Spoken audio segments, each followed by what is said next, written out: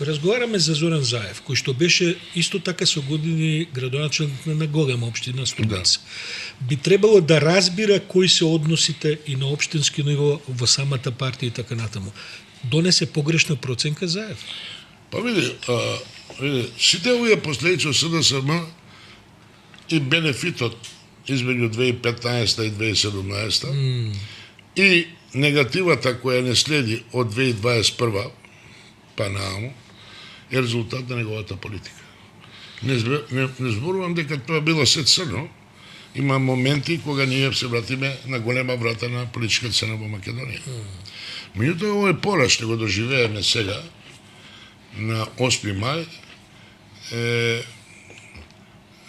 еден од нетешките порази, треба ја да го образложам. Тоа е очигледно, такви бројки не сме имали никогаш. Најверојатно